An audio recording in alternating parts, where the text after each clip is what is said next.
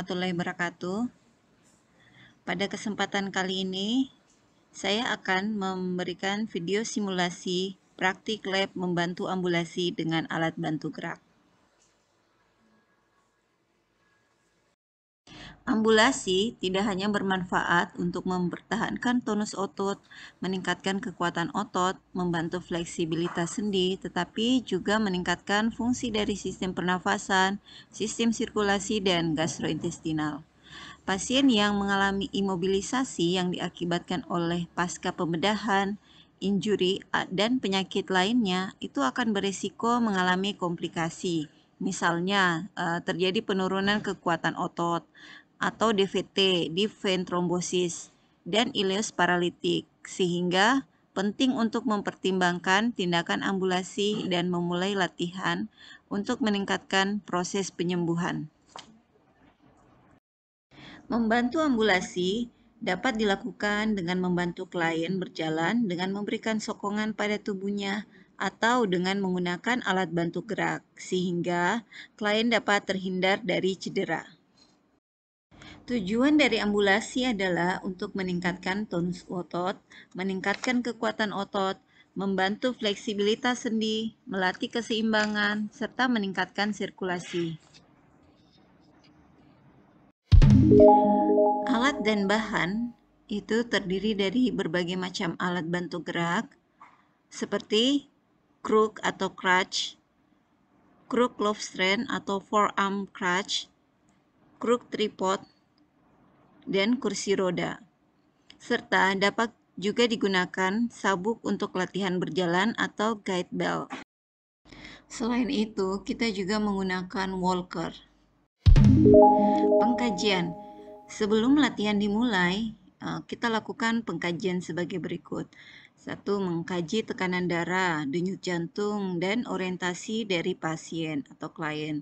Kemudian kita juga kaji kekuatan otot dan kondisi ekstremitas. Misalnya ada deformitas atau terjadi keterbatasan rentang gerak sendi.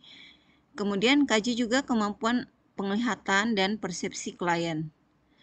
Kaji adanya ketidaknyamanan, serta tentukan waktu optimal terhadap tindakan ambulasi yang akan dilakukan.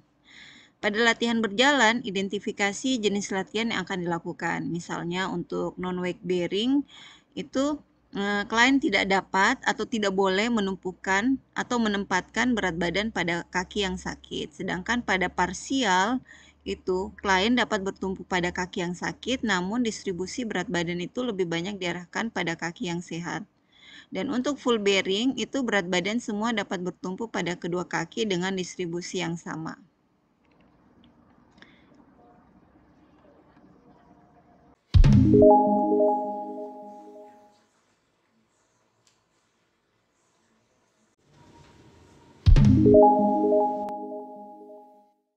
Letakkan kursi roda pada sisi tempat tidur. Upayakan posisinya tidak jauh dan tidak menghambat pergerakan klien dari tempat tidur. Kursi roda dapat diposisikan berada pada sudut 45 derajat dengan sisi tempat tidur. Anjurkan atau bantu klien untuk berbaring miring pada satu sisi tubuh. Jika klien mengalami kelemahan pada sisi tubuh, upayakan berotasi ke arah sisi yang sehat. Kedua lutut ditekuk, letakkan satu tangan perawat di atas bahu klien dan tangan yang lainnya berada di lutut klien. Jelaskan pada klien bahwa saat perawat membantunya untuk duduk secara bersamaan, tungkai klien akan diturunkan dari tempat tidur. Perlahan bantu klien untuk berada pada posisi duduk. Biarkan klien duduk selama beberapa menit untuk mengidentifikasi adanya keluhan pusing, mual, atau ketidaknyamanan. Kedua lengan pasien dapat merangkul pundak perawat. Sambil memberi isyarat dengan hitungan, perawat membantu klien untuk berdiri lalu memposisikan klien membelakangi kursi roda. Anjurkan klien untuk memegang pegangan kursi roda dengan kedua tangannya sambil menahan tubuhnya. Anjurkan klien untuk duduk dengan posisi perlahan hingga bokong dan pinggul klien berada pada posisi yang nyaman dan aman.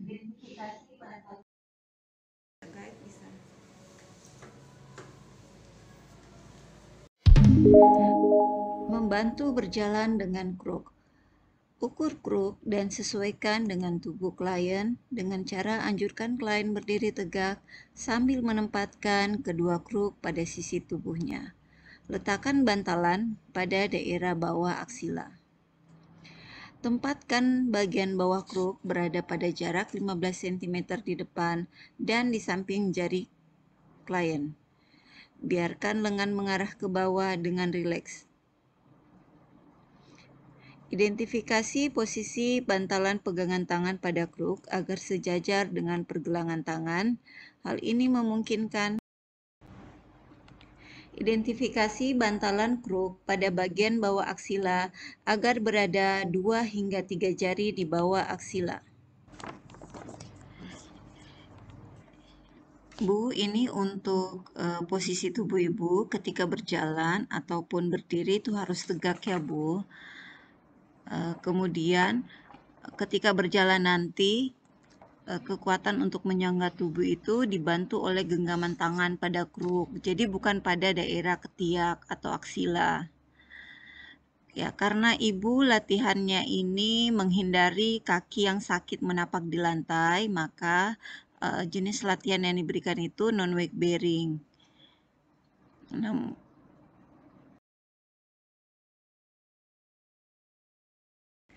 Gaya berjalan yang digunakan pada permukaan datar ada 3 macam. Ada gaya berjalan 2 titik, ada gaya berjalan 3 titik, dan ada gaya berjalan 4 titik.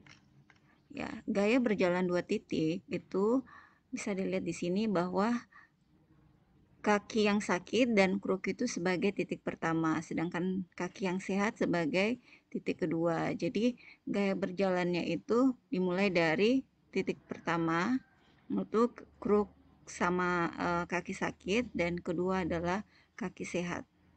Ya, gaya berjalan 3 titik itu dia kruk sebagai titik pertama, kaki yang sakit sebagai titik kedua, dan kaki yang sehat sebagai titik ketiga. Jadi 1 kruk, 2 sakit, 3 sehat. 1 kruk, 2 sakit, 3 sehat.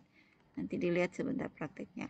Dan untuk gaya berjalan 4 titik, ini biasanya dilakukan oleh pasien dengan kendali motorik yang kurang baik atau buruk atau kelemahan. Misalnya pasien-pasien lansia, dia ada 4 titik, ada 1, jadi 1 misalnya kruk sebelah kanan atau kiri, yang 2, kemudian 3 dan 4. Jadi dilangkahkan secara masing-masing, 1, 2, 3, dan 4. Pada gaya berjalan 2 titik, kruk dan tungkai yang fraktur itu sebagai 1 titik. Dia sebagai 1 titik. Ya, ini 1 titik. Kemudian tungkai yang sehat itu sebagai titik kedua. Ya, 1, 2. 1, 2. Jadi sama-sama melangkah kruk dan kaki yang fraktur atau kaki yang sakit ya. Coba kita lihat kembali. Jadi 1, ini 1, 2. 1, 2. 1, 2. 1, 2. Ya. Gaya berjalan 3 titik. Jadi kruk, kaki sakit, kaki sehat. Kruk, kaki sakit, kaki sehat. Kruk, kaki sakit, kaki sehat. Jadi tumpuannya adalah pada tumpuan 1 pada kruk. Jadi titik pertama adalah kruk 1, yang kedua kaki sakit, ketiga kaki sehat. Kruk, kaki sakit, kaki sehat. 1, 2, 3. 1, 2, 3. Oke. Pada gaya berjalan 4 titik, titik ke-1 adalah kruk pada sisi yang sakit. Titik ke-1 adalah kruk pada sisi yang sakit, 1, 2 kaki sehat, 3 kaki sakit, 4 kruk sehat. Ya, lihat. Kruk, kaki sehat, kaki sakit, 4 kruk yang pada sisi sehat. Ini gaya berjalan 4 titik. Yang biasa pada pasien-pasien dengan kelemahan bagian bawah. Jadi titik pertama adalah kruk pada sisi yang sakit. Kedua, kaki sehat. Ketiga adalah kaki sakit, dan keempat adalah kruk pada sisi yang sehat. Ya. Jadi 1, 2, 3, 4. 1, 2. Membantu duduk di kursi. Klien berdiri dengan menggunakan kruk, lalu arahkan untuk membelakangi kursi. Pastikan bagian tempat duduk menyentuh kaki bagian posterior.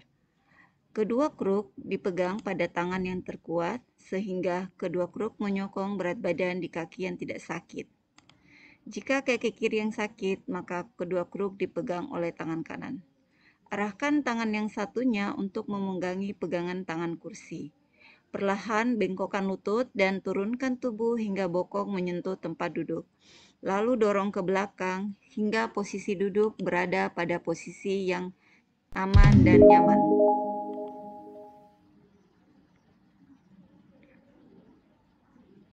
Bantu berdiri dari posisi duduk. Arahkan tubuh ke depan, lalu letakkan kedua kruk pada satu tangan. Upayakan pada tangan yang dapat menopang kuat. Lengan yang lainnya memegang pegangan kursi dengan menggunakan kekuatan kedua tangan dan kaki yang sehat. Perlahan dorong tubuh ke arah atas. Upayakan berdiri dengan posisi seimbang dan stabil. Untuk menaiki anak tangga, langkahkan kaki yang sehat pada anak tangga sambil dibantu dengan dorongan kekuatan pada kedua tangan, kemudian diikuti dengan kaki yang sakit pada anak tangga tersebut. Kemudian letakkan kruk pada sisi kaki yang sehat. Ya, coba kita lihat lagi. Jadi sehat, kruk, sehat, kruk, sehat, kruk. Seperti itu ya. Jadi sehat, kruk, kemudian untuk menuruni tangga, letakkan kedua tongkat bersamaan pada anak tangga. Kemudian disusul kaki yang sakit dan terakhir kaki yang sehat. Coba perhatikan. Tongkat fraktur sehat, tongkat fraktur sehat, tongkat fraktur sehat. Yap. Pastikan posisi kaki itu tetap seimbang. Jadi pasien tetap dipertahankan keseimbangan sebelum melangkah kaki ke anak tangga berikutnya.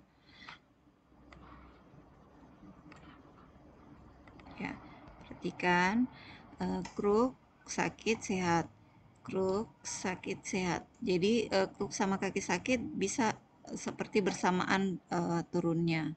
Kemudian kaki yang sehat. Ya, berjalan dengan menggunakan walker. Klien berdiri dengan bantuan walker. Upayakan berdiri dengan posisi seimbang dan tegak. Posisi kedua kaki berada di depan walker dan diupayakan berada di tengah. Arahkan walker ke depan sesuai dengan toleransi langkah klien. Dengan bantuan kedua tangan, arahkan kaki yang sakit mengarah ke depan diikuti dengan kaki yang sehat. Jadi balik lagi tergantung jenis latihannya. Kalau non-weight bearing, jadi diharapkan kaki tidak menumpu pada lantai. Tapi kalau parsial bisa kaki menumpu sebagian pada lantai. Perhatikan kestabilan. Ya, untuk dokumentasi, kita dokumentasikan kekuatan otot. Ada berbagai macam, ada beberapa derajat, yaitu derajat 0 sampai 5. 5 itu kekuatan otot normal, di mana seluruh gerakan dapat dilakukan dengan otot tahanan maksimal. Derajat 4 sampai derajat 0 bila tidak ada kontraksi atau kekuatan otot sama sekali. Kemudian kita kaji juga kemampuan rentang gerak dan keluhan ketidaknyamanan pasien saat bergerak atau sebelum latihan.